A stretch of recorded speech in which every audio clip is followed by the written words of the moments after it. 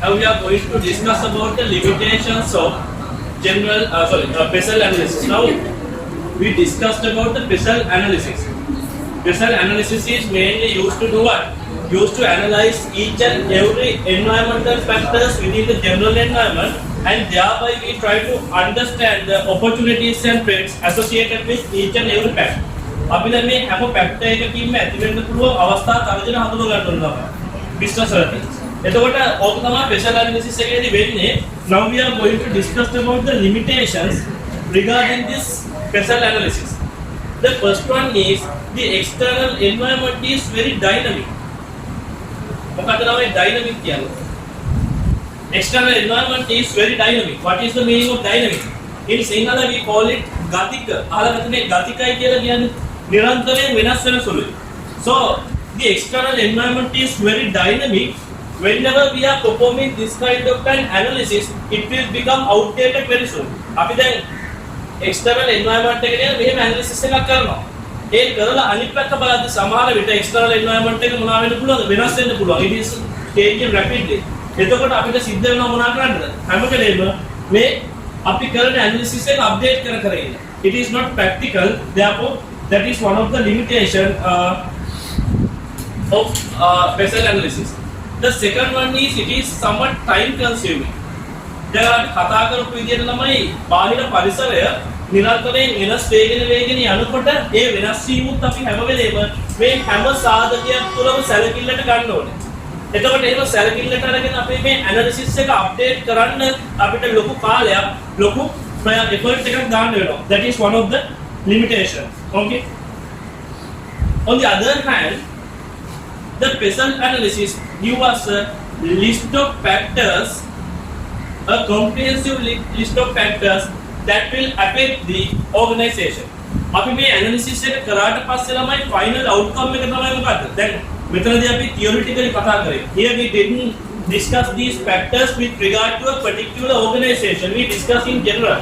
අපි මොකක් කරේ ආයතනයක් සැලකිල්ලට අරගෙන ඒ ආයතනයට අදාළව ඔයා බලපාන political, economic, social, technological, environmental, legal factors කතා කරනවා කියන්නේ analyze කරනවා කියන්නේ we are getting a significant or a lengthy list.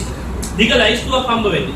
එතකොට ඒ ලයිස්තුව අපි කොහොමද සැලකිල්ලට ගන්නේ? ඒ ලයිස්තුව හරහා කොහොමද අපි අවස්ථා කාලගෙන හඳුනගන්නේ? It is somewhat problematic. It is somewhat challenging for businesses. So those are the limitations of PESEL analysis. See, the first one, external factors are dynamic and can change frequently and rapidly. Dynamic කියන්නේ ගතිකයි කියන එක.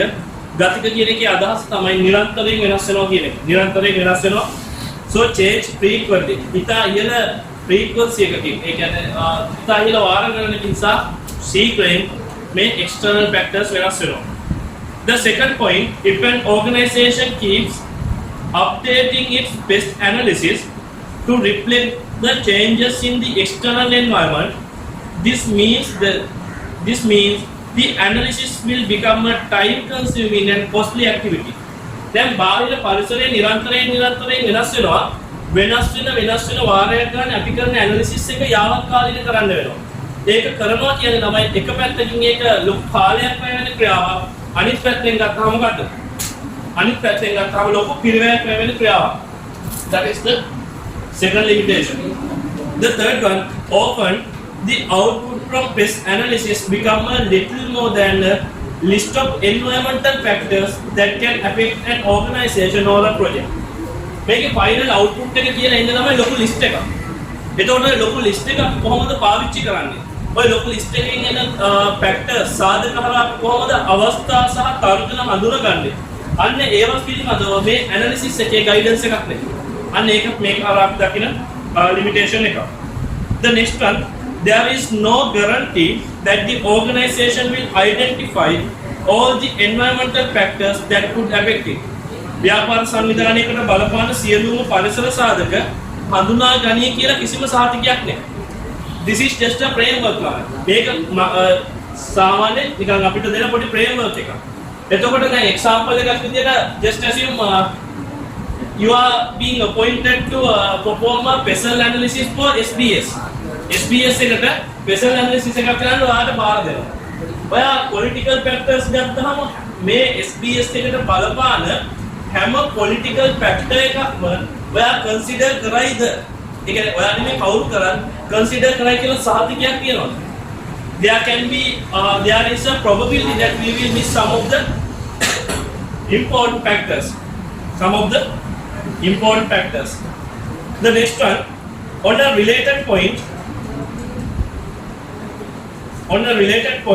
although PES analysis can provide useful information to assist strategic planning, the strategic options that an organization can actually pursue successfully are determined not only by the opportunities and threats in the external environment but also by its own internal resources, competences and capabilities. මොකක්ද ඒ කියන්නේ? දැන් මේ special analysis එකෙන් ළමයි අපි mainly recognize කරගන්නවා මොනවද? Through this special analysis we are recognizing opportunities and threats. අවස්ථා හා තර්ජන. දැන් අවස්ථා හා තර්ජන ළමයි අපි ව්‍යාපාරයක් විදිහට කල්තියා හඳුනගන්නේ මොකක් නිසාද? දැන් උදාහරණයක් විදිහට හිතන්න අපේ ව්‍යාපාරයට අවස්ථාවක් තියෙනවා හිතන්න අපි සිල්ලර් ව්‍යාපාරයක් ගම්පහ ටවුන් එකේ තියෙන අපේ දැන් පාරිභෝගිකයන්ගේ 70%ක් 80ක්ම ටිකක් කාර්යබහුල ජීවිත ගෙවන මිනිස්සු එයාලා ඔන්ලයින් විදිහට වැඩ කරන්නේ අන්න අවස්ථාවක් තියෙනවා අපිට e-commerce වලට යන්න. There is an opportunity for us. එතකොට අපි අවස්ථාව හඳුනගන්නේ ළමයි. පරිසර විශ්ලේෂණය කරන ඔය දේවල් කරලා අවස්ථාව හඳුනගන්න නිකන් අවස්ථාව හඳුනගෙන හිතේ තියාගෙන ඉන්නද? හිතේ තියාගෙන ඉන්න දේවල් තමයි වැඩක් නෑ. හැමදාම හිතේ තියෙන දේවල් මොනවා කරන්න ඕනේද? හිතේ තියෙන ඒවා එළියට දාන්න ඕනේ. එතකොට තමයි මොනවා වෙන්නේ? ඒවා යථාර්ථයක් වෙන්නේ. ඔබ වැදගත් විශේෂයෙන්ම පිරිමිලා වයින්ද නෙමෙයි ගෑනු ළමයින්ද හිතේ තියෙන ඒවා කියන්න ඕනේ. හරි. සාමාන්‍ය පිරිමිලා වයින්ද කියලා හැමදාම හිතේ තියෙන එක කියන්නේ. හිතේ නැතිවවත් කියලා අපි සමහර වෙලාවට හරි. opportunity හිතේ තියෙන ඔක්කොම කිව්වොත් ගුටි කන්න වෙනවනේ. හරි. එතකොට opportunities අපි ගත්තාම what we should do? We should be able to grab the relevant opportunity. අපි ගත්තොත් e-commerce වලට හොඳ opportunity එකක් තියෙනවා නම් what we should do? We should grab that opportunity.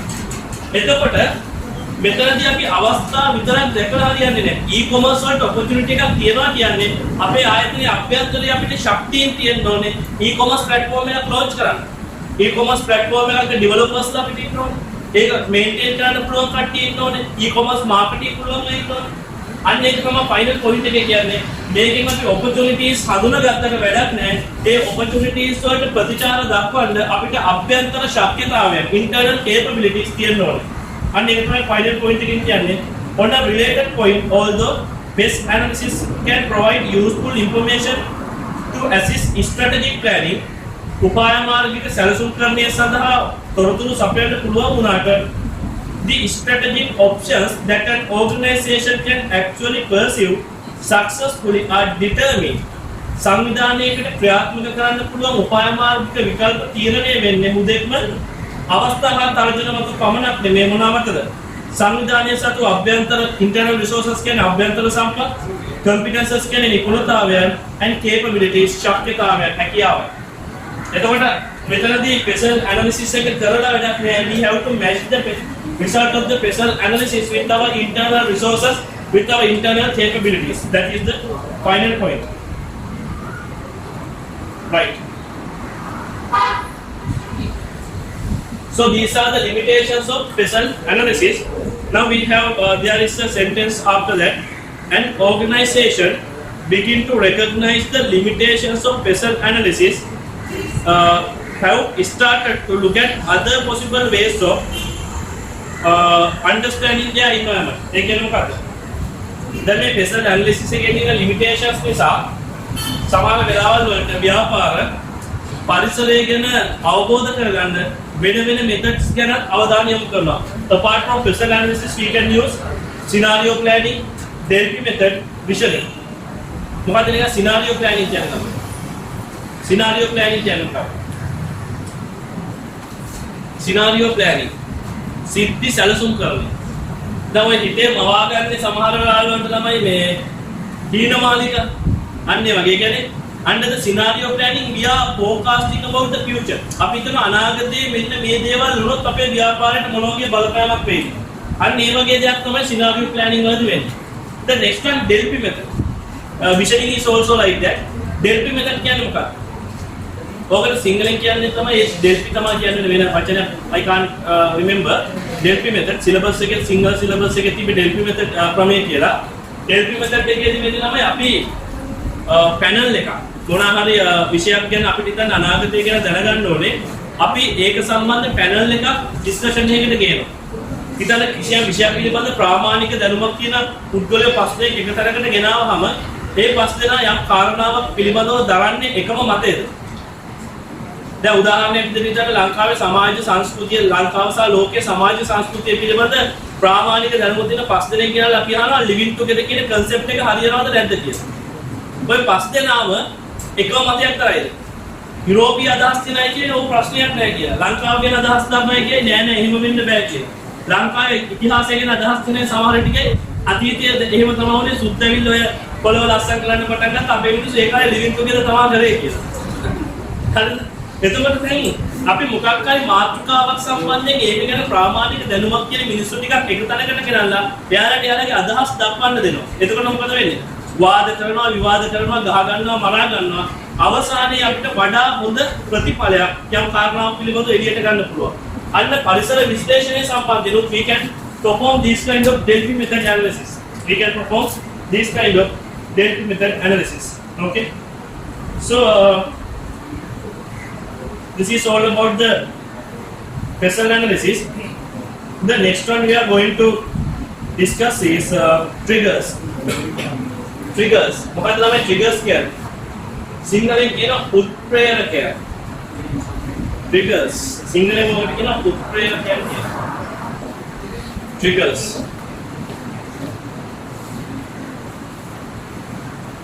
උත්ප්‍රේරකය කියන සිංහලෙන් කියන here we are going to discuss about two types of triggers. One is indirect triggers.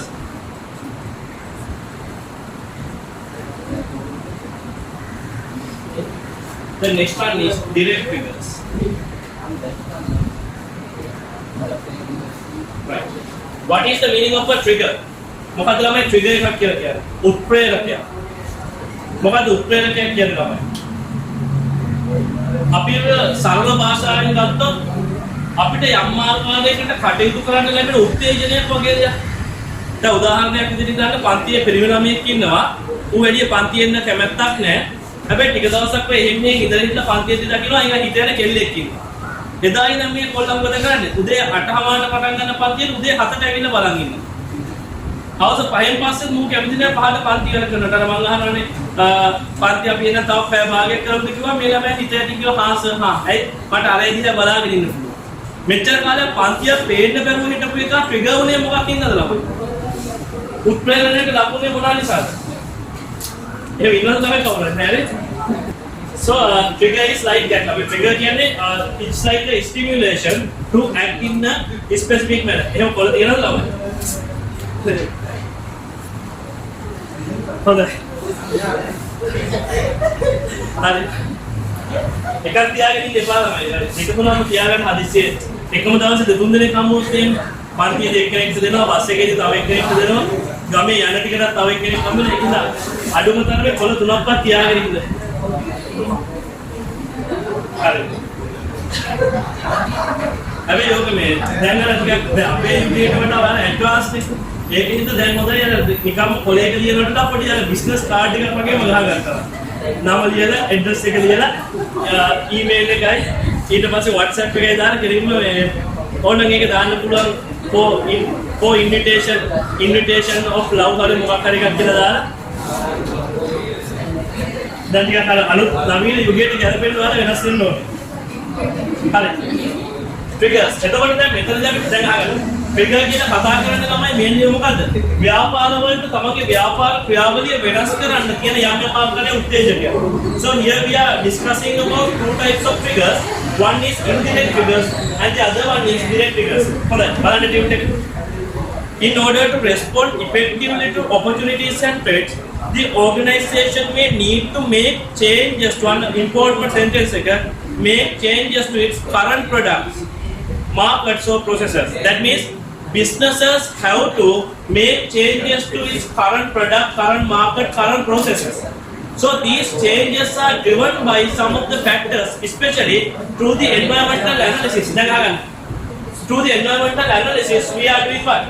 Through the environmental analysis, we are understanding the factors that stimulate us to change our business process. අපේ ව්‍යාපාර ක්‍රියාවලිය වෙනස් කරන්න අවශ්‍ය කරන සාධකයන් පරිසර විශ්ලේෂණය හරහා අපිට ලබා දෙනවා. බලන්න.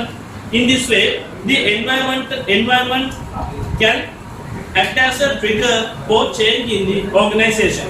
Under that, we are going to divide these triggers into two parts. One is indirect triggers, the other one is direct triggers. Here, trigger means simply a sort of stimulation. යම් ආකාරයක උත්තේජනයක් අපේ ව්‍යාපාර ක්‍රියාවලිය වෙනස් කරන්න. See, under the indirect triggers, what are the indirect triggers? Simply, indirect triggers are factors that are associated with the business but in a general sense. ඍජුවම ව්‍යාපාර ක්‍රියාවලියට බලපාන්නේ නැහැ. හැබැයි පොදු තත්ත්වයන් තුළ ව්‍යාපාරයට බලපාන දේවල්. බලන්න. Changes in economic cycle. ආර්ථික චක්‍රය සිද්ධ වෙනස්කම්. රටේ ආර්ථිකය කියන එක ව්‍යාපාරයක් එක්ක අර පාරිභෝගිකයෝ ගනුදෙනු කරුවෝ සැපයුම් කරුවෝ කියන ස්ථානවල ඉඳන් ඍජුවම බලපාන්නේ නැහැ. ආර්ථිකය සමහර වක්‍රාකාර බලපෑමක් තියෙනවා. අන්න ඒ වගේ වක්‍රාකාරයෙන් බලපාන සාධකයන් තමයි අපි මෙතන indirect triggers කියලා කියන්නේ. Changes in economic cycle. The second one, new laws or changes in customer expectations and taste. අන්න අහගන්න. Changes in customer expectation. අපේ කාලේ කොල කෑලි බලාපොරොත්තු වුණාට ඕගොල්ලන්ගේ කාලේ සමහරට ලස්සන කාඩ් එකකට ෆෝන් නම්බර් එක දෙන එක බලාපොරොත්තු වෙනවා වෙන්න පුළුවන්. Changes in customer expectation and taste. Taste කියන්නේ රුචිකත්වය. Changes in product or process technology. නිෂ්පාදිත සහ ක්‍රියාවලි තාක්ෂණය වෙනස් වේ. Changes in communication media. Likewise, these changes are not directly hitting the organization, but they are having a most of the time indirect impact. The example එකක් විදිහට රජය නීතියක් පනවනවා. අවුරුදු අපි දමු අවුරුදු 21කට වඩා වැඩි අයට විතරයි සිගරට් විකුණන්නේ කියලා. ලංකාවේ තියෙන නීතිය. අවුරුදු 21කට වඩා වැඩි අයට විතරයි නීතියක් පනවන්නේ. එතකොට දැන් ඕක හරහා සමහරට සිගරට් කම්පැනි වලට සිද්ධ වෙනවා. එයාලගේ මාකට් එකෙන් යම් පිරිසක් ගැලවිලා යනවා. එතකොට එයාලට සිද්ධ වෙනවා ඒකට ප්‍රතිචාර දක්වන්න. එහෙම නැත්නම් සමාන වෙනත් සමාගම් වල ඒක ඔපචුනිටි එකක් වෙනවා වෙන්න පුළුවන්. හිතන්න අවුරුදු 21කට වඩා වැඩි අයට විතරයි සිගරට් විකුණන්නේ කියලා රජය නීතියක් දානවා. ඕක පදනම් කරගෙන හිතන්න දැන් රජය කියනවා දුම්වල ආශ්‍රිත නිෂ්පාදිත විකුණන්න පුළුවන් මෙහෙම අයට විතරයි. අරක්කු විකුණන උන් බලනවා මුන් දැන් සිගරට් බොන්නේ නැහැ මුන්ට අපි අරක්කු බොන්න පුරුදු කරන්න හරි කියලා. අවුරුදු 18 100 උන්ට අරක්කු දෙන්න පුරුදු කරනවා. ඒ වගේ ළමයි මොනවා වෙන්න පුළුවන්? මම දැන් උදාහරණයක් ගත්තේ. ඒ වගේ යම් තීරණයක් විවිධ කර්මාන්ත වලට විවිධ ආකාර වලින් බලපාන්න පුළුවන්. දැන් ඔය සිගරට් 21කට වඩා වැඩි අයට විකුණන්න බෑ කියනවනේ. ඔය සමහරවිට දැන් ඔය සංජය සෝරු අපි ඒක බිබීදිහම අතන කඩේට නිතර වෙනවා. අපේ පන්තිවල ළමයි නෙමෙයි. නිතරම ඇවිල්ලා මේ පොඩි උන් ඇවිල්ලා සිගරට් ඉල්ලනවා කඩේ මුදලාලි බැනලා එලවනවා. සාමාන්‍ය ඕගොල්ලෝ එහෙම යන්නේ නැහැ නේ ඕගොල්ලෝ බොන්නේ නැහැ. බොන්නේ නැහැ හොඳ ළමයි. හරි.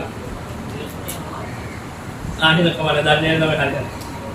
Then the next one, direct triggers. Under the direct triggers, see arrival of new entrants into the market, mergers, acquisition between existing competitors in the market. ඔය කියන්නේ මොකද්ද?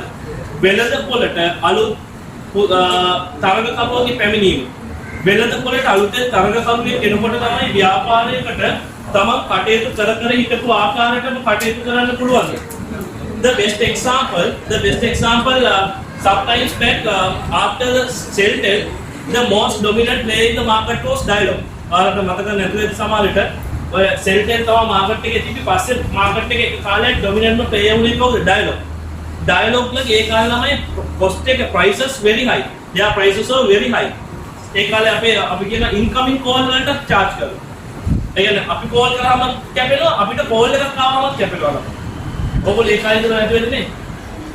ඒ කියන්නේ incoming call වලට දැන් කවුරු හරි එකේ call කරාම අපිම කියන හරියට තියන්න phone එක. ඇයි? කවුරු හරි කතා කරාම දෙපැත්තටම කැපෙනවා. හැබැයි කාලෙක ඇදී මොමිටර් ටික මාකට් එකට ආවා. ඊට පස්සේ කාලේ Airtel ආවා. එතකොට මිනිස්සුන්ට ඊට වඩා ලාභදායී ඔප්ෂන්ස් එනකොට මොකද උනේ? ඩයලොග් එකකට සිද්ධ වුණා මොනවා කරන්නද? එයාලගේ charges ටික අඩු කරන්න. අන්න ඒක තමයි කියන්නේ ට්‍රිගර් එකක් වෙනවා මාකට් එකේ බලපෑමක්. දැන් බලන්න ඩිරෙක්ට්ලිම එයාගේ මාකට් එකේ කම්පිටිටර් කෙනෙක් ආපු ගමන් එයාට සිද්ධ වෙනවා මොනා කරන්නද? එයා මාකට් එකේ මෙච්චර කාලයක් ප්‍රයිසින් කරපු විදිය වෙනස් කරන්න. Likewise, whenever a new entrant, new competitor enters into the market, the existing players of the market have to change their business. යාලගේ ව්‍යාපාරය වෙනස් කරන්න වෙනවා.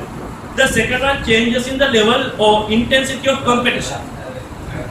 Changes in the level of or intensity of competition. One of the best example for this is sometimes you may have heard about 70 to 77 economic policies. 1970 ඉඳන් 77 වෙනකල් ලංකාවේ තිබ්බ ආර්ථික ප්‍රතිපත්ති ගැන අහලා තියෙනවද? ඔය අහලා තියෙනවද? ගෙවල් වල අම්මලා තාත්තලා කියලා නැද්ද? 1970 ඉඳන් 77 වෙනකල් කාලේ ගත්තා ලංකාවේ ක්‍රියාත්මකනේ ඉතාමත් දැඩි සංවෘත ආර්ථිකයක්. ඒ කියන්නේ මොකද්ද? රටේ ඇතුළට විදේශයන්ගෙන් බාහන ආනයනය මොනා කරාද? සීමා කළා. මොකද කරේ? සීමා කරලා රට ඇතුලේ හැමදේම නිෂ්පාදනය කරන්න ගත්තා. ඒකේ මොකක්ද උනේ ළමයි? අපේ රටේ හැමදේම නිෂ්පාදනය කරන්න ගත්තා. හැබැයි ඒ නිෂ්පාදනය කරන අය ලෝකයේ තරඟකාරීත්වය දැක්කේ නැහැ. ඔය වල හරියට දාස සමූහ ව්‍යාපාරය, ඔය වගේ විවිධ ව්‍යාපාර ඒ කාලේ දිනුනා ලංකාවේ. ඉතාම ශක්තිමත් ව්‍යාපාර. හැබැයි එයාලා ලංකාව ඇතුලේ හිටියේ. එයාලා ගෝලීය වශයෙන් යන තරඟය දැක්කේ නැහැ.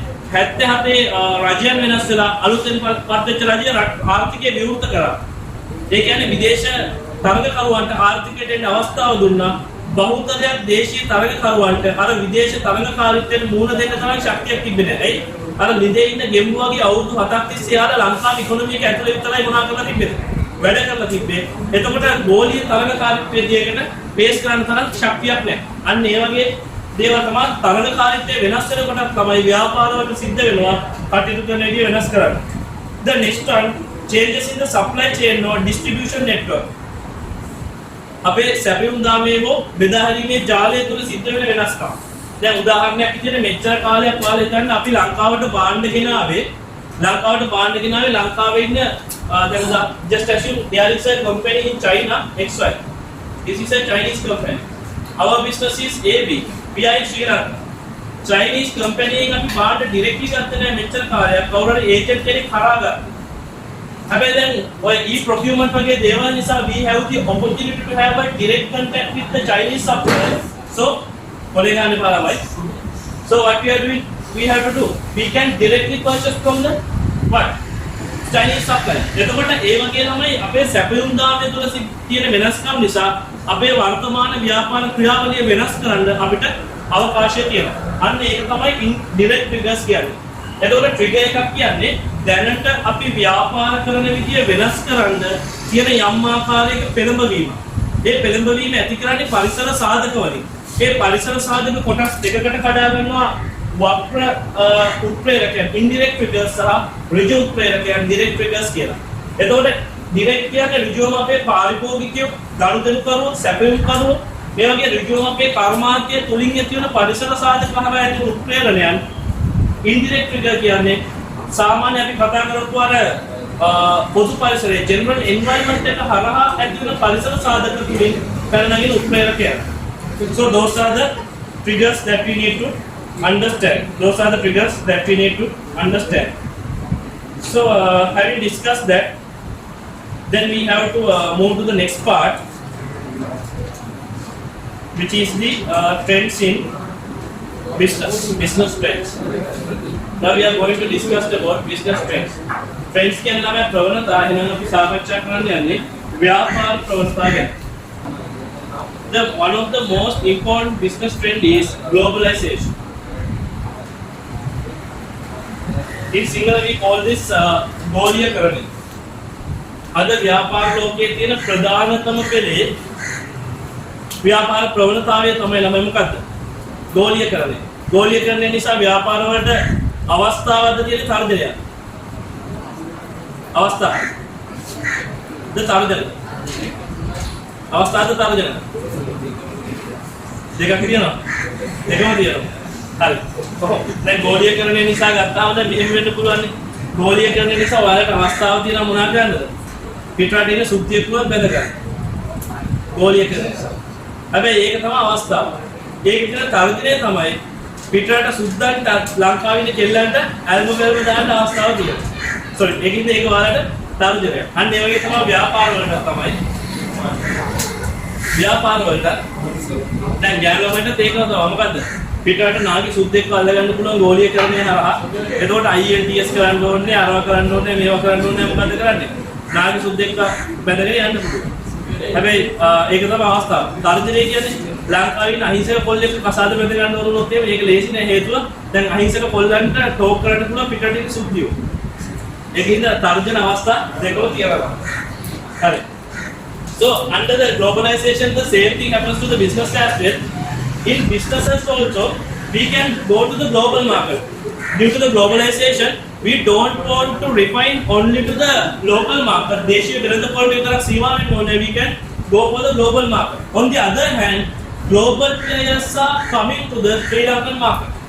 දැන් හොඳම උදාහරණේ දැන් AliExpress, eBay වගේ global players ලා ලංකාවේ මාකට් එකට ඇවිල්ලා තියෙනවනේ. කෙලින්ම ඇවිල්ලා නැහැ. හැබැයි ලංකාවේ මිනිස්සු AliExpress පාවිච්චි කරනවා කියන්නේ යාලා ලංකාව මාකට් එකේ ඉන්නවා. ලංකාවේ මිනිස්සු eBay පාවිච්චි කරනවා කියන්නේ යාලා ලංකාවේ මාකට් එකේ ඉන්නවා. එතකොට ඒක ලංකාවේ තියෙන ව්‍යාපාර වලට සමහර වෙලාවලට තර්ජනයක් වෙනවා. So that is the globalization. There are opportunities and threats associated with the globalization. See, globalization opens up opportunities for organization to shift production internationally or to sell to customers in a number of countries. Such changes could have a significant impact on how a company manages its supply chain. දැන් මෙතනදී කියන්නේ globalization ගෝලීකරණය ව්‍යාපාර සංවිධාන සඳහා මොනවද කරනවද? අවස්ථාව උදා කරනවා යාළගේ නිෂ්පාදනය ජාත්‍යන්තර වශයෙන් ව්‍යාප්ත කරන්න ඒත් එක්කම විවිධ රටවල ඉන්න ගනුදෙනු කරුවන්ට භාණ්ඩ විකුණන්න. ඒ වගේ such changes could have a significant impact on how a company manages its supply chain. ව්‍යාපාර සංවිධානයක් තමන්ගේ සැපයුම් දාමේ කළමනාකරණය කරන්නේ කොහොමද කියන එක ගැන ඒ වගේ changes හරහා මොනවා වෙනවද? ඒ වගේ changes හරහා ලොකු බලපෑමක් ඇති කරනවා. දැන් උදාහරණයක් විදිහට හිතන්න ඔයා වෙනදාට කරේ චීනේ භාණ්ඩ ගෙනල්ලා වික්කේ ලංකාවට. හැබැයි දැන් හිතන්න ඔයා වෙබ්සයිට් එකක් ඕපන් කරනවා. මේ වෙබ්සයිට් එක ඇතුලේ ලංකාවේ කස්ටමර්ස්ලා ඉන්නවා, චයිනීස් කස්ටමර්ස්ලා ඉන්නවා, US කස්ටමර්ස්ලා ඉන්නවා. ඔයාට චයිනීස් කස්ටමර් කෙනෙක්ගෙන් ඕඩර් එකක් එනවා. ඔයා ඒ ඕඩර් එකේ විස්තර අරගෙන ඔයාගේ චීන සැපයුම් කරුට කෙලින් යනවා. අර ඩ්‍රොප් ෂිපින් කතාව. එතකොට ආපහු ඔයා ලංකාවට භාණ්ඩ ගෙනල්ලා චීනෙට යවන්න ඕනේ නැහැ. කෙලින්ම චීන සැපයුම් කරු අර චීනේ ගනුදෙනු කරුට භාණ්ඩ ටික යවනවා. අන්න ඒ වගේ අපේ අර සැපයුම් දාමේ අපේ ව්‍යාපාරය තුළට භාණ්ඩ මිලදී ගැනීමේ ක්‍රියාවලිය වෙනස් වෙනවා මේ globalization නිසා. That is the first business trend. The second business trend is natural environment.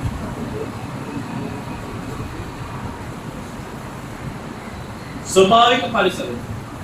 What is the business trend associated with natural environment? ස්වභාවික පරිසරයක අනුගත වෙන ව්‍යාපාර පරිසරය මොකක්ද? ව්‍යාපාර ප්‍රවණතාවය මොකක්ද? What is the business trend? Now most of the businesses are expected to act in a social responsible manner. ව්‍යාපාර සමාජ වගකීමෙන් යුතුව හැසිරෙයි කියලා වර්තමානයේ ගොඩක් දේ බලාපොරොත්තු වෙනවා. සමාජ වගකීමෙන් හැසිරෙන්නවා. හරි. එතකොට සාමාන්‍ය ගත්තාම දැන් ගොඩක් වෙලාවට ව්‍යාපාර වලට කියන දේක් තමයි දැන් හොඳම උදාහරණේ ගොඩක් ව්‍යාපාර දැන් විශේෂයෙන්ම බැංකු වගේ ගත්තාම ළමයි ඉස්සර බැංකු වල එවනවා බැංකු ප්‍රකාශන මාසි වරුණාම තැපෑලේ. හැබැයි දැන් අපි බැංකුවට ගියාම කියන ඔයාට බැංකු ප්‍රකාශනයේ තැපෑලෙන් එවන්න නැතුව අපි ඊමේල් එකකින් එවන්න. අන්න පරිසරයට දායකත්වයකයි පොළ පාවිච්චි කරනවා අඩු වෙනවා. දැන් මම දැක්ක මේ SLT එකේ බිල් සුත් දැන් කියන e-bill වලට කන්වර්ට් වෙන්න කියලා. ඊට පස්සේ ඉස්සරහට ඉලෙක්ට්‍රිසිටි කෝඩ් එකත් සමාන e-bill වලට කන්වර්ට් වෙයි. මේ මොකද්ද කරන්නේ? මේ හැම ව්‍යාපාරයකටම දැන් ලොකු ප්‍රෙෂර් එකක් තියෙනවා මොනවා කරන්නද? පරිසර හිතකාමී විදිහට ව්‍යාපාර කරන්න කියලා. We have to act in an environmental friendly manner. Therefore, businesses are under a very huge pressure to minimize the harmful impact from their business. එයාලගේ ව්‍යාපාරයේ පරිසරයට සිද්ධ වෙන හානිදායක බලපෑම් අවම කරන්න ලොකු ප්‍රෙෂර් එකක් යාලට තියෙන පීඩනයක්. බලන්න. The increased importance of social responsibility කියන්නේ සමාජ වගකීම and sustainability කියන්නේ තිරසාරත්වය indicate that the potential impact of businesses on the natural environment is becoming increasingly recognized. Potential impact කියන්නේ විභව බලපෑම. Potential impact කියන්නේ විභව බලපෑම. ව්‍යාපාරවල විභව බලපෑමට පරිසරයෙන් සිද්ධ වෙන ව්‍යාපාරවලට පරිසරයෙන් සිද්ධ වෙන විභව බලපෑම ක්‍රමක්‍රමයෙන් වැඩි වෙමින් පවතිනවා. හේතුව අද ව්‍යාපාරයක් කරනකොට මීට අවුරුදු 50කට කලින් කරපු ව්‍යාපාරයකට වඩා පරිසරය ගැන සැලකිලිමත් වෙන්න වෙනවා. දැන් හොඳ උදාහරණ පහුගිය කාලේ වල දකින්න ඇති අර ගම්පහ ඔය දාරණුව පැත්තේ හයිවේ එක යනකොට අර ගහක් මොකද්ද මේ කැපෙනවා ඒ ගහ ලෝකෙට කියන එතන විතරයි කියලා ලොකු ඉම්පැක්ට් එකක් ආවනේ. ඒ කියන්නේ හයිවේ එකේ රූට් එක චේන්ජ් කරලා හරි ගහ රැක ගන්න ඕනේ කියලා. ඒ මොකද්ද? පරිසරය පිළිබඳව පාරිසරික සංවිධානවල හරහා ව්‍යාපාර වලට ලොකු බලපෑමක් එල්ල කරනවා. So that is the second point. The third one is changing workplace structure. This is an important business trend, even effective. ඔයාලට බලපාන ප්‍රධාන ව්‍යාපාර ප්‍රවණතාවයක් තමයි මොකද්ද? ව්‍යාපාරික ස්ථානවල ව්‍යුහයේ සිද්ධ වෙනස් වීම. දැන් සාම්ප්‍රදායිකව ගත්තාම ළමයි ගොඩක් ව්‍යාපාරවල හිටියේ ස්ථීර ශ්‍රම බලකාය. There was a permanent card. ඔය EPF ගෙවන ETF ගෙවන permanent card එකක් හිටියේ. හැබැයි වර්තමානයේ වෙද්දී ගොඩක් වෙලාවට ව්‍යාපාර උත්සාහ කරනවා ඒ වගේ permanent card එකක් තියාගන්නවා වෙනුවට ගොඩක් වෙලාවට contract basis සේවකයෝ තියාගන්නවා. ඒ කියන්නේ සමහර විට කන්සල්ටන්ට්ලා විදියට එහෙම නැත්නම් fixed term contract වලට ස්ථිර කාලයක් සඳහා වෙන ගිවිසුම් යටතේ අන්න ඒ වගේ අර permanent ස්ථිර සේවකයෝ පිරිසක් පවත්වාගෙන යනවා වෙනකොට අර කන්සල්ටන්ට්ලා වගේ සේවකයෝ පිරිසක් පවත්වාගෙන උත්සාහ කරනවා. ව්‍යාපාරයක් ගත්තාම වාසිත් තියනවනේ ළමයි. ඔය දැන් ස්ථිර සේවකයෝ තියාගෙන ඉන්නවා කියන ලංකාවේ නම් අවුරුදු 5ක් ගියාම මොනවා ගෙවන්න ඕනේ? දැන් ඔයාලා එකම සමාගමක අවුරුදු 5ක් එක දිගට වැඩ කරොත් තමයි මොනවා ගෙවන්න ඕනේද ඔයාලා? දන්නේ නැද්ද මේක? අහලා නැද්ද? EPF කොහොමද ගෙවනවා? ඊට අමතරව ඔයාලට ගෙවන්න ඕන අයින් වෙන දවසක මොකද්ද? gratuity. අහලා තියෙනවද? එතකොට අයින් වෙන දවසක ඔයා අයින් වෙන කලින් මාසයේ ගත්ත බේසික් සැලරි එක මූලික වැටුප දෙකෙන් බෙදලා ඔයා සේවය සපයපු අවුරුදු ගානෙන් වැඩි කරලා ඔයාලට gratuity එක පාරිතෝෂිකයක් ගෙවන්න ඕන. දැන් ඔය වගේ ප්‍රශ්න තියෙනවා ළමයි ස්ථිර සම බලකායක් කියන්නේ. ප්‍රශ්න වැඩි labor issues. There are so many issues. Therefore, most of the companies try to have a set of employees on a freelancing basis. ඒ කියන්නේ කිසියම් කාරණාවකට උන්ගේ සේවය ලබා ගන්නවා. ඒ කාරණාවෙන් පස්සේ සමහරට ඒ සේවය අවසන් කරනවා. සමහරට ෆ්‍රීලාන්සින් කරන එක තමයි අපිට උනත් වාසිය තියෙන්න පුළුවන්. දැන් ඔයා කවදා හරි කම්පැනි එකේ ස්ථිර සේවකයෙක් වෙනවට වඩා ඔයාලට පුළුවන් නම් ෆ්‍රීලාන්සර් කෙනෙක් වෙන්න. ඒක වාසියද අවාසියද? ඒ කියන්නේ රැකියා සුරක්ෂිතතාවය සම්බන්ධයෙන් ගැටලු තියෙනවා. ගොඩක් වෙලාවට ෆ්‍රීලාන්සර්ස්ලට ගෙවන්නේ ළමයි පැය ගන්න. ඔයා සේවය සපයන පැය ගන්නට. එතකොට සමහරට ස්ථිර සේවකයෙක් විදිහට රැකියාව කරනවට වඩා වැඩි වැටුපක් ඔයාලට ගන්න හැකියාව තියෙනවා. දැන් ස්ථිර සේවකයෙක් වුණාම ඔයා පැය 10 වැඩ කරා, පැය 15 වැඩ කරා, පැය 24 වැඩ කරා. ඔයාලට එකම වැටුපක් ලැබෙන්නේ ගොඩක් වෙලාවට. That is the change. See? Changing workplace structures. Historically, the traditional organization structure has been businesses. So it has been seen businesses start by a permanent workforce. Permanent workforce can ස්ථිර ශ්‍රම බලකාය.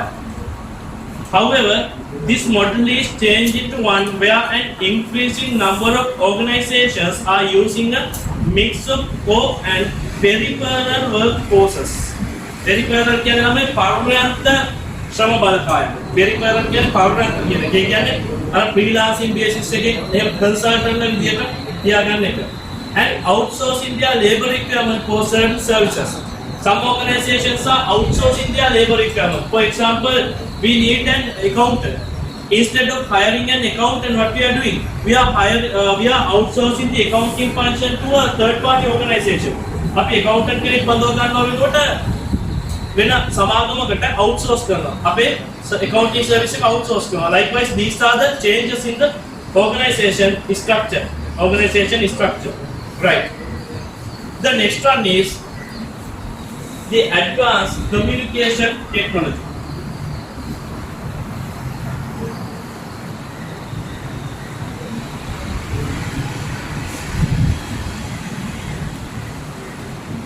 Communication technology. සංනිවේදන තාක්ෂණය. මොකක්ද කියන්නේ? අඛණ්ඩවම sannivedana තාක්ෂණය තුළ සිද්ධ වෙන දියුණුව හරහා ව්‍යාපාර ලෝකයේ වෙනස් වෙලා තියෙනවා. දැන් ඔයාලට දැන් අර ඔයගොල්ලෝ කිව්වේ numbers කාගෙන්වත් ඉල්ල ගන්න ඕනේ කෙලින්ම WhatsApp එකකින් කියලා ගන්න පුළුවන් කියලා. That is also the technological development. දැන් ඒ කාලේ අපේ කාලේ ළමයි නම්බර් එකක් ගන්න 17 වදින්න ඕනේ. ඔයාගේ නම්බරේ දෙන්න සමහරට 10 පාරක් විතර අපේ නම්බරේ දීලා මැසේජ් එකක් දාන්න. We have to do a lot of hard work. ගොඩක් මහන්සි වෙන්න ඕන. හැබැයි වර්තමානයේ වෙනකොට ඔයාලට එහෙම ලොකු මහන්සියක් වෙන්න ඕනේ නැහැ නේ. දැන් නම්බරේ හොයා ගන්න ඕන නම් මොකක් කරන්න පුළුවන්ද? කෙලිම group එකට ගියා ගත්තා. හැබැයි ඕකේ ඊට පස්සේ මෙහෙම දේවලුත් වෙන්න පුළුවන්. දැන් සාමාන්‍ය අර කියන්නේ කොට්ටෝරුව හැම ගහටම කොටලා මොන ගහට කොටමු දවසට හොට පැටලෙන්නේ. කොයි ගහටද? එහෙල් ගහට. දැන් මෙහෙම දැන් ඉතින් ගෑනු අපේකින් නම්බර් එක WhatsApp group එකකින් අරගෙන දානවා. එයාට මැසේජ් දානවා වදයක් වෙන විදියට. මේ කෙල්ලට ඔක වදයක් වෙලා ඉවස ගන්න බැරි වෙච්ච තැන ස්ක්‍රීන්ෂොට් දාලා ඒ group එකට දැම්මොත් එහෙම මොන ගෑනුමෙන් මොකද ඔප්ෂන් එකක් දුන්නා. දැන් සාමාන්‍ය ගොඩක් වෙලාවට ගෑනු ළමයි කරන්නේ වදයක් වුණාම બ્લોක් කරන එකනේ. කොල්ලෙක් අනවශ්‍ය විදියට වද දෙන්න ගත්තාම ගෑනු ළමයි කරන්නේ બ્લોක් කරන එක. අය બ્લોක් එකේ ඉන්නවද? අපේ මේ පන්තියේ ළමයිද બ્લોක් කරලා තියෙන්නේ. එතකොට මම කියන්නේ બ્લોක් කරනවට වඩා හොඳ මොකද්ද? ඕන්න පුළුවන් ස්ක්‍රීන්ෂොට් එකක් අරගෙන ඒ group එකේම දාන්න. දැන් සංජය දරුවෝ දකිනවා. එහෙම දාලා තියනවද? මම දන්නේ මම ওই group එකේ නෑ මම දැකලා නෑ. හරි. අන්න ඒක තමයි උසස් සංවේදන තාක්ෂණය කියලා තමයි. දැන් ඒ කාලේදී මොනාරි ලැජ්ජාවට පත් වුණොත් ඒක ප්‍රයිවට් ලෙවල් එකකින් වෙන්නේ. දැන් සමහරට Facebook එකේ ඊට පස්සේ නිකන් හිතන්න Facebook එකේම දැම්මම ඕක වයිරල් වෙලා යනවා. දැන් මම දැක්කා දැන් පොඩි දේවල් පවා වයිරල් වෙනවා කියලා ඔයාලා දැක්කා දන්නේ මේ දවස් 3-4කට උඩදී අර Facebook එකේ අර මිනිස්සුන්ට සෑහෙන උදව් කරගෙන Facebook එකේ දාන කෙනෙක් ඉන්නේ. අර මැනික් ප්‍රියාන් මැනික් එතකොට යා මේ ළඟදී අර ඇක්සිඩන්ට් එකක් වෙලා මේ ඇක්සිඩන්ට් එකක් වෙලා ඒ මිනිස්සුන්ට දාගෙන යන ගමන් අර හයිවේ එකේ මම දැන් එනවා හයිවේ එකේ පාරෙන් අයින්වෙන්න කියලා වීඩියෝ එකක් දාලා තිබ්බ නේද? අර ඕක බලාගෙන ඉඳපු අර කවුද ඉන්නේ තව ඩයල් එකක් YouTube එකේ අත්තනායක කියලා. ඔයාලා දැක්කද ඒක? අර අත්තනායක කියලා වොයිස් රෙකෝඩින් දාන පොරක් ඉන්නවා. මිනිස්සයා ප්‍රියාන් මැනික්ට කතා කරලා මේ ප්‍රියාන් මැනික් මහත්තයාද මේ අපි මේ තාම පාරෙන් අයින් වෙලා ඉන්නේ ඊයේ ඉඳන් මේ ඔබතුමා මොකද අපි දැන් පාරට එන්නද ඊට කියලා නෑ ඒක ඊයේ දුන්නේ දැන් එහෙනම් ඔබතුමා තව වීඩියෝ එකක් දැම්මම හරි දැන් කට්ටිය පාරට එන්න කියලා මොකද ඊයේ අයින් වෙච්ච කට්ටිය තාම බලාගෙන ඉන්න ඔබතුමාගේ පරිවිඩයක් කරගන්න කියලා එහෙම එකක් කරනවා දැන් අර ඉතින් පොඩි සිදුවීමක් වුණා මොනවා වෙනවද වයිරල් වෙලා යනවා දැන් ඔය සමහර වෙලාවල් වලට ඔය එක දේවල් තියෙනවා දැන් ඔය සමහරට දැන් විශේෂයෙන්ම ඔය O level A level කරන පොඩි කෙල්ල සමහර කොල්ලෝ කෙල්ල TikTok වල එක එක මගුල් දාපු ගමන් මොකද වෙන්නේ අර සමහර ඒවා වයිරල් වෙලා යන්නේ සුදු අම්මිගේ ආදරේ සුදු තාත්තිගේ ආදරේ මම කියන්නේ දැන් ඔය අපේ කාලේ නම් ඔය ටර්මිනොලොජි එක තිබ්බේ නැහැ සුදු අම්මියා සුදු තාත්තියා දැන් දෝනි අපි සාමාන්‍ය දෝනි කිව්වේ කවුරු හරි කාගේ හරි අපි දුවෙක් ඉන්නවා අපි දෝනි කියලා කිව්වා දැන් සුදු දෝනි අර මොනයිද කමන්නේ කියන්නේ දෙවෙනි අම්මගේ දෙවෙනි තාත්තගේ දුක් හම්බෙන්නත් හරි සුදුවා අර ට්‍රිප් එකේ ඉන්න බෑ ධෝනි කේස් නේද කියන්නේ ඒ කාලේ තිබෙති මොකද බබා පැටියෝ ඒව දැන් පරණේ වනේ බබා පැටියෝ පණ වස්තුව ඔයා තමයි මගේ පණ කියනවා හැබැයි ඊට මාස 6කට විතර පස්සේ වෙන කොල්ලෙක් එක්ක ඉන්න ඒ කියන්නේ පණ ගිහිල්ලා මගේ යාළුවන්ට වෙලා තියෙනවා continuing impact of advanced communication technologies. Advanced communication technologies have created new industries, new products and new lifestyles and have enabled fragmentation of firms into virtual businesses such as activities that were once all conducted in-house are now being factored out around the globe. දැන් දිග වාක්‍යයක් තමයි සරලව තේරුම් ගන්න. පළවෙනි කොටසෙන් කියන්නේ advanced communication කියන්නේ උසස් සංවේදන තාක්ෂණයන් නිර්මාණය කරලා තියෙන අලුත් කර්මාන්ත, අලුත් නිෂ්පාදිත, ඊළඟට අලුත් ජීවන ලයිෆ්ස්ටයිල් කියන්නේ ජීවන රටාවක්.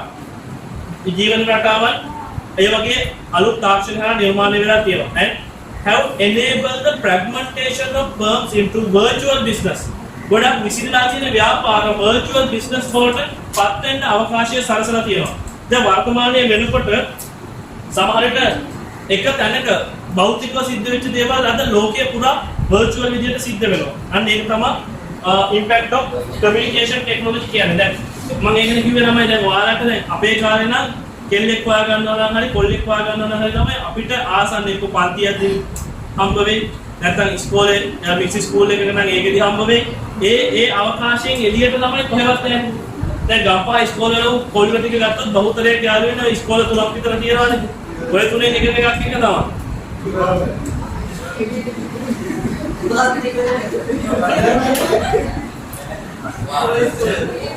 එහෙමද යාළු වෙලා තියෙනවනේ. ඇයි නම එක්කෙනෙක්ටම එහෙම වද දෙන්නේ?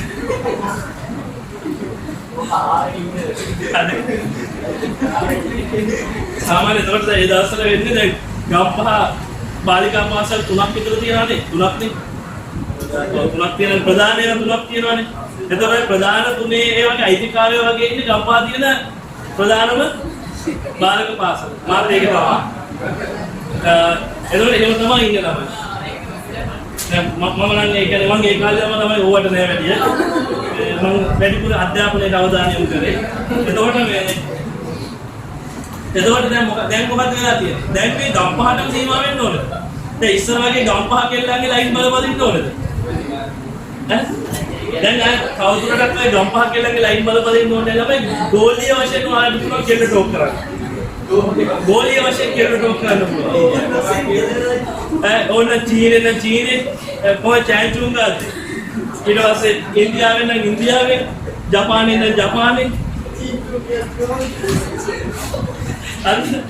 දැන් සාමාන්‍ය ජපාන් වගේ ගත්තාම තමයි සමාජයට ඔක්කොම එක වගේ. එතකොට එකක් ගත්තාම දෙකක් තුනක් ගත්තා වගේ. එතකොට ඒක තමයි කමියුනිකේෂන් ටෙක්නොලොජි එකේ සංවර්ධනය එක තමයි අවුතුයි කියන්නේ. අපේ කාලේ ආසාවට සුද්ධියකින්වත් කතා කරන්න විදියක් තිබුණා. දැන් නම් මොනවද? කෙනෙක්ම Facebook තියෙනවා, WhatsApp තියෙනවා, Instagram තියෙනවා. දැන් ඕකේ බලපෑම කොච්චරද කියලා නම් තමයි මේ දැන් මේ මීට ටික කාලයකට කලින් මට මැසේජ් එකක් එනවා එකෙක්ගේ මම ඒ කාලේ පොඩි වැඩ වගේක් කර ඉන්නේ accounting related online. එතකොට මේ මම හිතුවේ ඒ page එකට ඒ account එකට message එකක් ආවා මේ ඔයාලගේ WhatsApp number එකක් දෙන්න කියලා. මම ඉතින් business related වැඩක් කියලා මම දුන්නා. ඊටසු පිළිමියේ උගේ photos මට එනවා මගේ photos ඉල්ලනවා.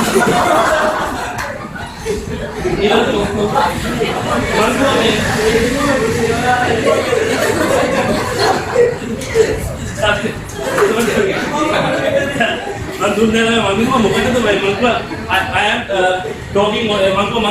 talking only in business capacity. If you need any accounting related assistance, I can provide, but I can't do any of my photos.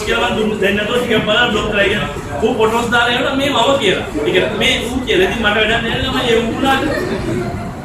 तो वो किया होया के photos सेवन लोग. Right. So that is all about continuing impact of advanced technologies. Then we move to the next part. Since the 1980s, most of the developed economies in the world have been riding the third wave of an industrial revolution, which is bringing the changes as profound as those that followed the earlier two waves of steam power and internal combustion engine. Alright. දැන් ඔතන කියන්නේ ළමයි 1980 දශකයේ විශේෂයෙන්ම අපි සාමාන්‍ය කියනවා 1950 60 දශකයේ 50 ඉඳන් 2000 කාලය වෙනකන් කාලය කාර්මික විප්ලවයේ තුන්වෙනි අදියර. ඔයාලා කාර්මික විප්ලවයේ කෙනෙක් නැතිනේ. කාර්මික විප්ලවයේ පළවෙනි අදියර එනවා වාෂ්ප එන්ජිමත් එක්ක. ඊළඟට khනිජ සම්පත් හොයා ගැනීමත් එක්ක කාර්මික විප්ලවයේ දෙවෙනි අදියර එනවා. තුන්වෙනි අදියර තමයි ඔය උසස් සංනිවේදන තාක්ෂණයන් එක්ක පරිගණක හා ඒ ආශ්‍රිත දේවල් 1950 2000 කාලේ. හැබැයි දැන් ඉන්නේ අපි කාර්මික විප්ලවයේ කීවෙනි අදියරේද ළමයි? කාර්මික විප්ලවයේ කීවෙනි අදියරේද? අපි දැන් කියනවා දැන් අපි ඉන්නේ කාර්මික විප්ලවයේ 4 වෙනි අදියරේ. ඒ කියන්නේ artificial intelligence රොබෝලා වගේ පාවිච්චි කරන අදියරේ. දැන් එතකොට ඉස්සරහට ළමයි කෙල්ලන්ව හොයාගන්න බැලුවොත් එimhe රොබෝ කෙනෙක් හරි මැද ගන්න පුළුවන්. කාර්මික විප්ලවයේ 4 වෙනි අදියරේ කියන්නේ artificial intelligence රොබෝ ඒ වගේ දේවල්. එතකොට කෙල්ලෝ හරියන්නේ නැත්නම් රොබෝ කෙනෙක් උනා සෙට් කරගන්න පුළුවන් ඉස්සරහට මේවා ඒක.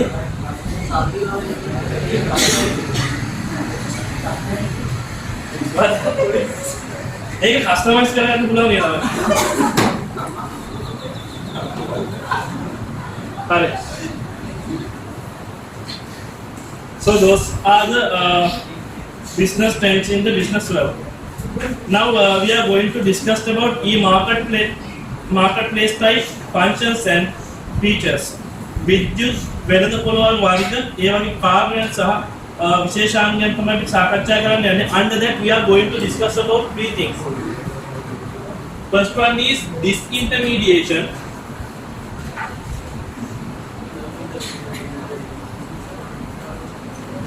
Disintermediation. The second one, reintermediation. The third one, counter intermediation. Or counter mediation. Sorry, counter mediation.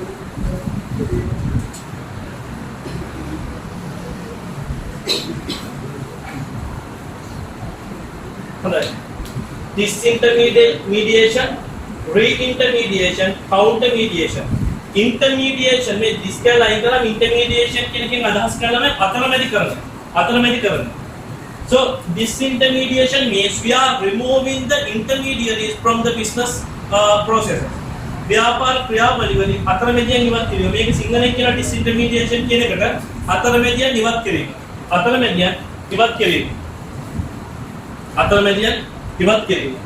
So under the disintermediation, what will happen? Now we are going to discuss about how intermediaries will change in the new business place.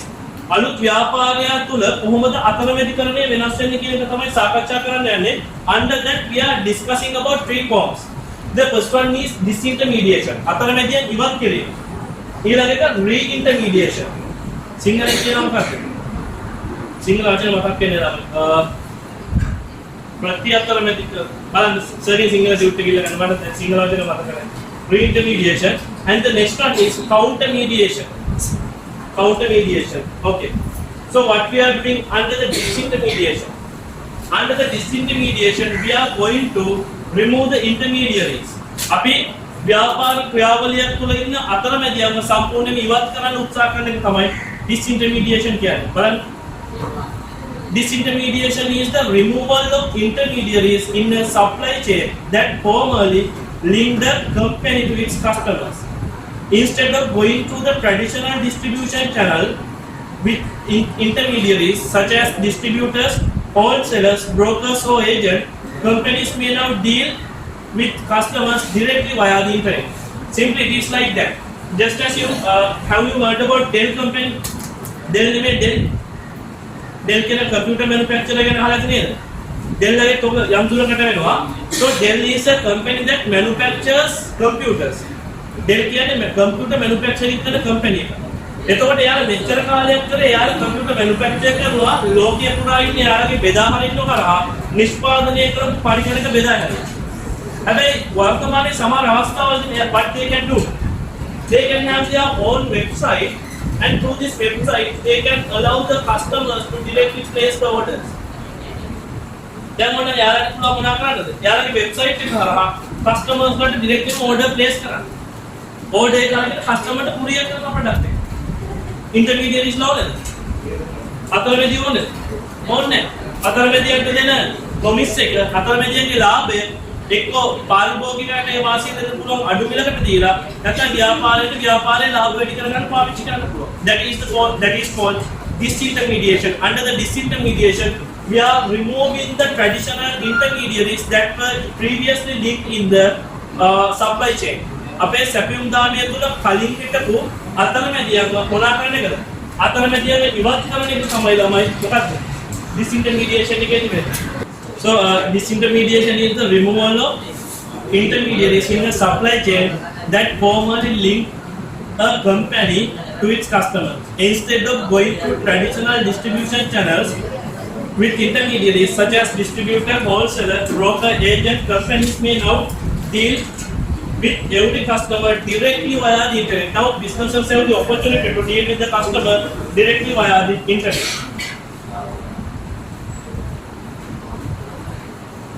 Okay. So the second one is reintermediation. What has happened in reintermediation? Under the re-intermediation, we are establishing a new intermediary. We are establishing a new intermediary.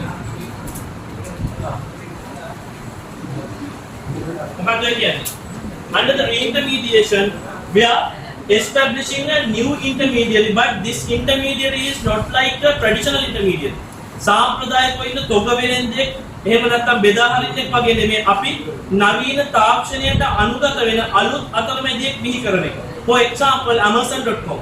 ඒවා Amazon එහෙම නැත්නම් අපි eBay ඔය වගේ ව්‍යාපාර ගත්තාම those are intermediaries, but they are not traditional intermediaries. දැන් සාම්ප්‍රදායිකව ව්‍යාපාර විසින් භාණ්ඩ විකුණන ක්‍රියාවලිය තුළ හිටපු සාම්ප්‍රදායික අතරමැදියන්ට වඩා මේ eBay, AliExpress, Amazon වගේ ඉන්ටර්මීඩියට් කෙනෙක් කරා මොකද වෙන්නේ? ඍජුවම පාරිභෝගිකයාටයි ව්‍යාපාරයටයි සම්බන්ධ වෙන්න අවශ්‍ය කරන වටපිටාව සලසලා දෙනවා. අන්න ඒක තමයි මෙතනදී කියන්නේ under the re-intermediation we are developing a new intermediary with the technology. See, re-intermediation is the establishment of new intermediary roles for the traditional intermediaries. Example, the Amazon.com. These new intermediaries do one of the two things. The first one, provide customers with new important value-added services not provided in the new direct customer-supplier relationship. An example is Kelco, which is a shopping price comparison search engine. Then they provide customers with more efficient means of transacting the business. Simply, the new intermediaries are providing some sort of new services to the customers. දැන් අර සාම්ප්‍රදායික අතරමැදියෝ සපයපු නැති සමහර සේවාවන් මේ අලුත් අතරමැදියෝ සපයනවා. For example, they are providing some sort of price comparisons. දැන් වාට ඕනේ වක්කේ hand free එකක් ගන්න. ෆෝන් එකට ගහන hand free එකක් ගන්න Bluetooth එකක් කියලා අපි හිතමු. එතකොට there are various suppliers who are providing it. So if you just go to we'll say to Daras, AliExpress, eBay, you can see various suppliers. ඔයාට එතකොට එක supplier කෙනෙක්ට limit වෙන්න ඕනේ. Daras or AliExpress කියන intermediary හරහා ඔයාට suppliers ලා ගණනාවකගේ products බලලා ඕනද සාමාන්‍ය යාලා directly මොන price comparison දෙන්නේ නැහැ. ඔයාට you can do the price comparison. But there are some websites who provide price comparison service as well. මොකක් හරි product එකක් ගත්තාම ඒ product එකේ price එක කොහොමද කියන්නේ? Now if we come to some of the, I can't exactly remember the name. In Sri Lanka there is a website called Idea Beam or something. I can't exactly remember the name. So in that website they are providing information about the prices of mobile phone. Take an example එකක් විදිහට just assume you are going to purchase a particular mobile phone.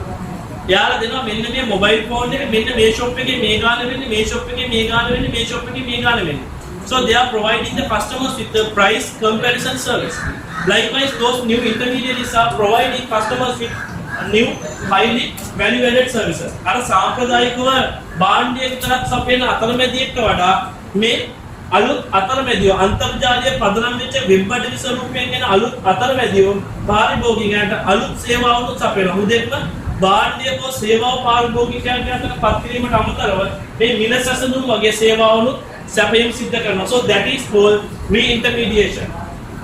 Okay. So I think in Sinhala it is called ප්‍රතිඅතරමැදිකරණය. මට මතක විදිහට සිංහලෙන් ඕකට කියන්නේ re-intermediation වලට ප්‍රතිඅතරමැදිකරණය. So the final one is countermediation. Countermediation. Countermediation වලට මොකද වෙන්නේ? Here also we are establishing a new intermediary. We are establishing a new intermediary. But this intermediary is established by or appointed by established companies in the industry.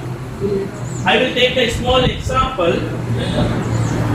When you want to purchase an air ticket, how you can purchase it? Then you can order only Malaysia air. Where air ticket එකක් purchase කරන්න ඕනේ. වා directly ගිහලා ශ්‍රී Lankan airline එකෙන්ද purchase කරන්නේ. එහෙම නැත්නම් ticketing agent කෙනෙක්ගෙන්.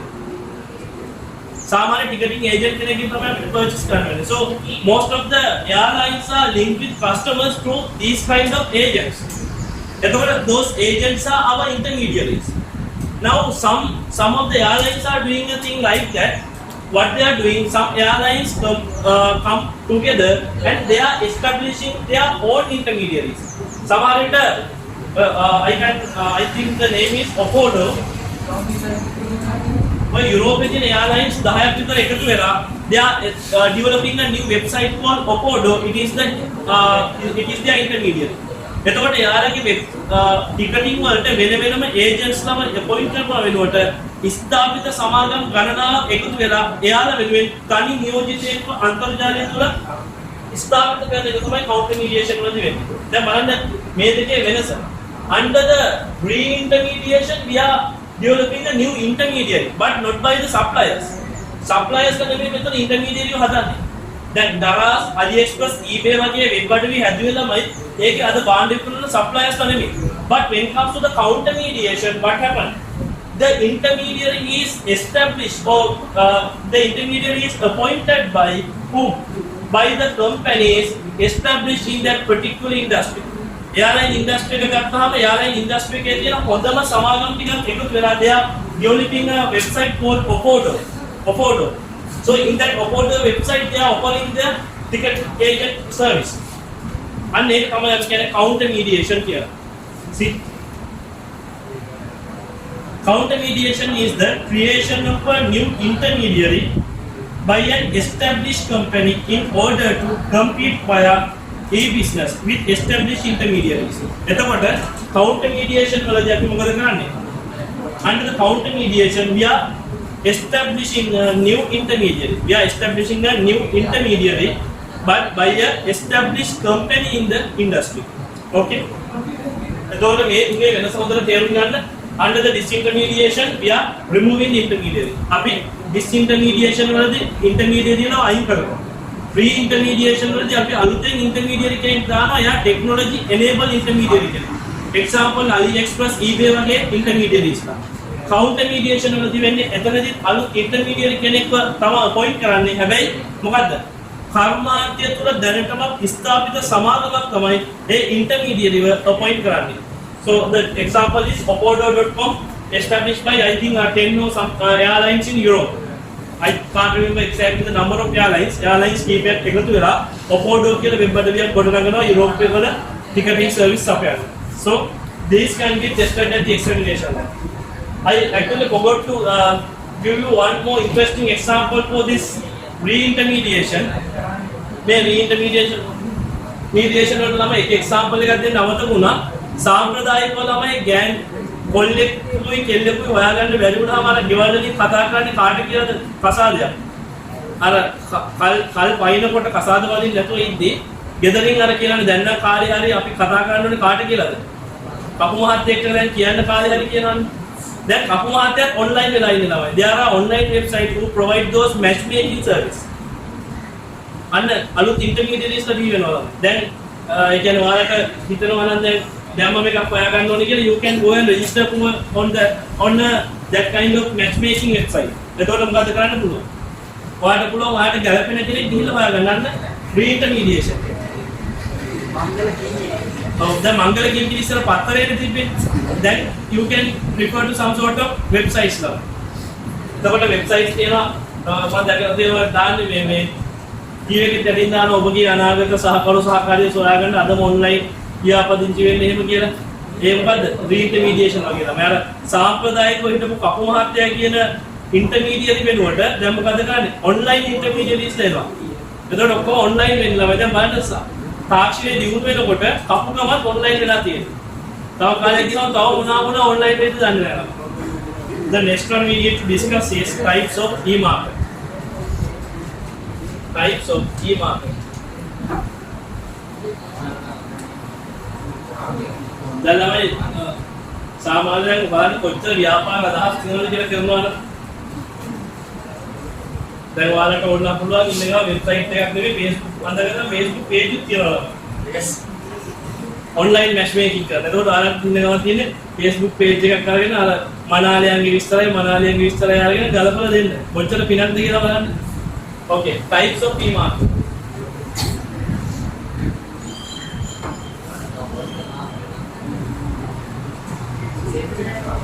of e-market.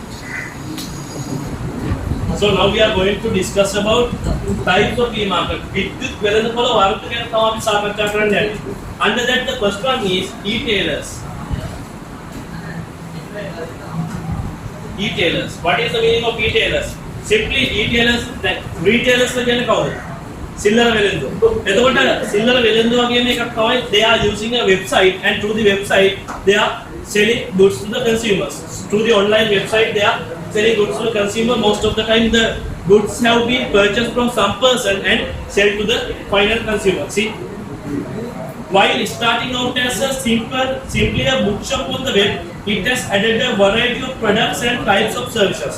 එතකොට මේ e-tailers ලා ගොඩක් වෙලාවට මුලින්ම පටන් ගන්නේ කුඩා ව්‍යාපාරයක් විදිහට. සමහර පොඩි bookshop එකක් වගේ. පොඩි items ටිකක් දාගෙන. They are listing some of small items on their website. Then they are gradually adding new products to their website. So those are called e-tailers. The second one is malls. මොකක්ද තමයි malls කියන්නේ?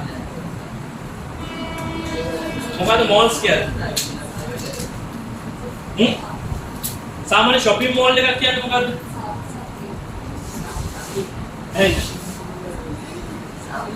සාප්පු සංකීර්ණයක්. හරි. දැන් සාප්පු සංකීර්ණයක තියෙන ප්‍රධානම ලක්ෂණය මොකක්ද? අන්න හරි. That is the main characteristic. There are so many shops. Shops ගොඩක් තියෙනවා. එතකොට සාප්පු දැන් රංජන් ළඟ කියන්නේ සාප්පු සංකීර්ණයක්ද? No, it is not a mall. Why? Ranjan ළඟ කියන්නේ එක හිමිකාරයෙක් යටතේ තියෙන ව්‍යාපාරයක්. But in a shopping mall what happens? There are so many shops by different vendors. For example, one gold base, ඊට පස්සේ කොළඹ city center, K-zone. එතකොට ඒව ගත්තාම තමයි එක්කෙනෙක් විතරද ඒකේ භාණ්ඩය පුරන්නේ. There are so many vendors. ඇත්තටම ගත්තොත් තමයි මේ ඔය shopping malls කියලා ලංකාවේ අපි දකින ඒවට වඩා ඉතා විශාල shopping malls. ඒක ලංකාවේ අපි දකින ඒවාට සාපේක්ෂව කුඩා shopping malls තියෙනවා. But in foreign countries there are very large shopping malls. එතකොට shopping mall එකක වෙන්නේ ළමයි shopping mall එකේ building එක තමයි යාලා දෙන්නේ.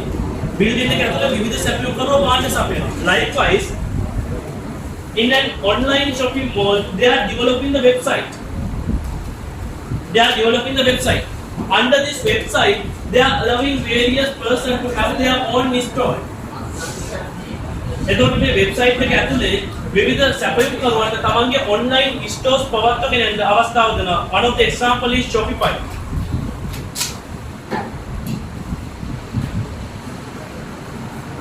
එතකොට මෙතනදී වෙන්නේ website එක develop කරනවා. website එක ඇතුලේ විවිධ පුද්ගලයන්ට පුළුවන් මොනවා කරන්නද තමන්ගේම online අලෙවිසල් පවත්වාගෙන යන්න.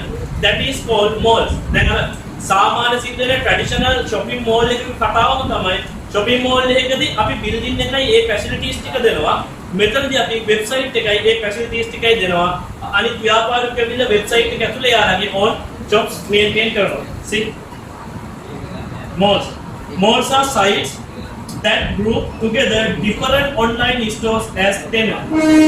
Tenants කියන්නේ කවුද නම? Tenants කියන්නේ කවුද? කවුද නම tenants කියන්නේ?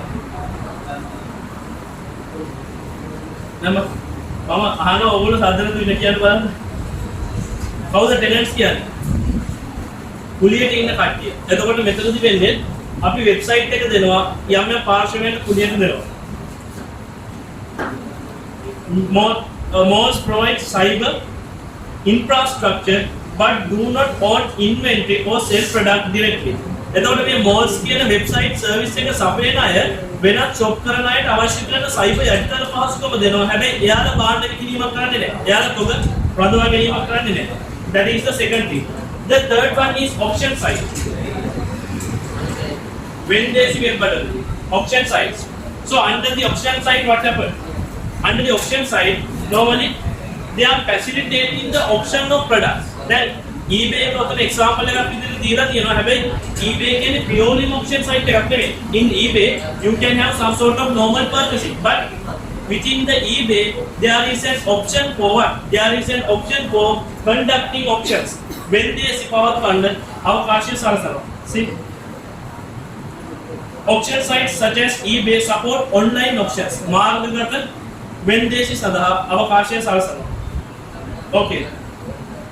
now there are some more types of e-markets lamai.